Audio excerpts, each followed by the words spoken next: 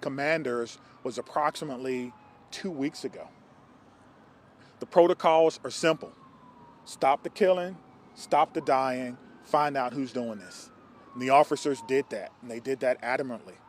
We had officers from around the county and around the state that came in support of this particular incident. Officers located a juvenile who they believe was responsible for this deceased in the building. Additionally, the officers began administering life-saving efforts to anyone who was wounded and making sure that those persons were transported. What we know is that a total of about 7 persons were transported from this scene to area hospitals for treatment. We know that at least 3 people have lost their lives, including a juvenile person. I don't have any other information about those persons who have lost their lives, and I'm not going to release that until we have, of course, spoken with family members and ensuring that they are fully aware of this tragic, tragic scene that occurred today. I want to thank all of the law enforcement partners and community members that came out to help, our friends at the ATF. I've gotten calls from my friends at the FBI, the State Patrol, the Sheriff's Office, Monona Police Department, our fire department. It goes on and on and on. Because this is something that we all prepare for, but we hope we never have to do. As you can see, we have a unification center that was immediately set up where parents and guardians and loved ones and grandparents wanted to get information about their loved ones, and we wanted to make sure that they were unified immediately. So we were doing more than one thing at one time. We're still going through methodically clearing that school, clearing every vehicle, and making certain that there's no other threats to this community, which we believe there are none. We immediately alerted our mayor's office, and I've been on the phone with her and her office constantly. We also alerted Madison schools. We put the schools on lockdown, but there's no threats to MMSD schools at this time. But we wanted to make sure that we did our due diligence in this particular case. Again, we're still going through collecting evidence, collecting information, making sure that our community is safe from what is a sad day for our community and for our country. And we have to do a little bit better. I don't have all the answers that you want right now, but I will tell you this. We have some of the best officers in the entire country. Our detectives are amazing. We're going to go and work hard and go through this scene so that we can piece together what exactly happened. Again, there'll be another briefing in about 2 hours, and if I have additional information, I will certainly let you know what that information is. Again, around 10:57 a.m., officers responded to an active shooter. They responded per our protocol. They found the person who they believe was responsible, who was down, deceased. We know that it's juvenile. We know that there are other persons who have lost their lives.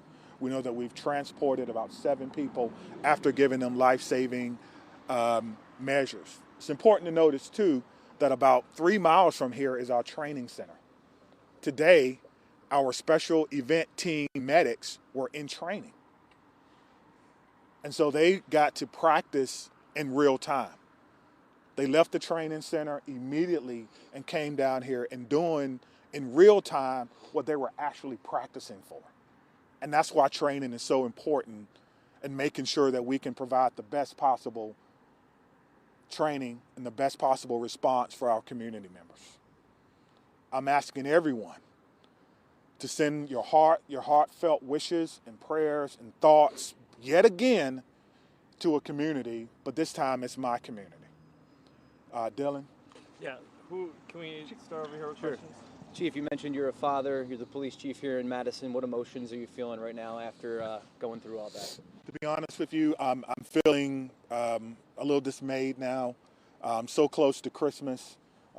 Every child, every person in that building is a victim and will be a victim forever. And these types of trauma don't just go away. And we need to figure out and try to piece together what exactly happened. And right now, my heart is heavy for my community.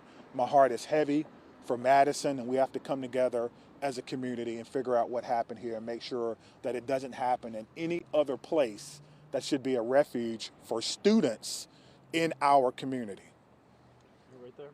What sort of gun-related policies, if any, were in place at the school, and did the school have metal detectors? I'm not aware that the school had metal detectors, nor should schools have metal detectors. It's a school, it's a safe space.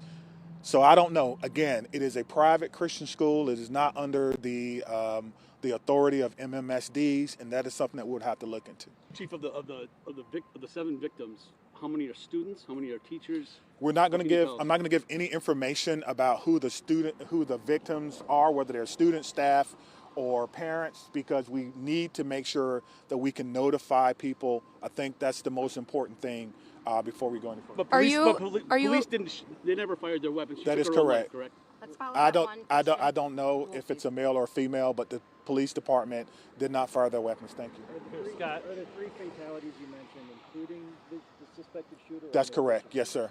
So 3 total. That's correct. Are the 7 that was transported, are the 3 fatalities within that 7 or addition to that? Yes, within that 7. Yes, thank you. Was the shooter a student at the school? We believe the shooter was a student at the school. Yes. What can you tell us about the status of the other transports? We know that they range from minor injuries to life-threatening. I know that's a huge, spectrum, but that's what we know now. And so we need everyone, again, to send your thoughts and your prayers out to them. One thing I do know is that we have some of the best medical care in the country here in Madison. And so we hope that everyone will recover. But at this time, we don't know. So we did just get an update from our command post. 5 deceased at this time, 5 injured. So a total of 10. You know what So a kind of total gun of was 10. used? Again, this is a ever evolving situation.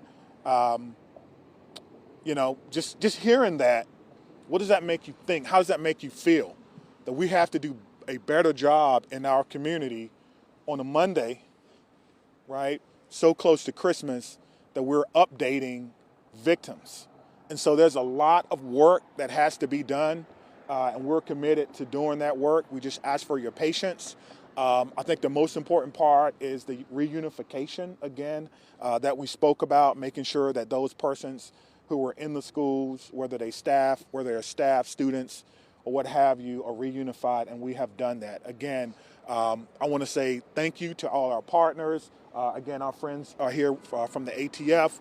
They're going to help us. I heard the question about the gun. I don't know yet, which is why we have a great partnership with the ATF that will help us determine the origin of this gun and where it happened. So I'm gonna leave it at that, and we will have another press conference.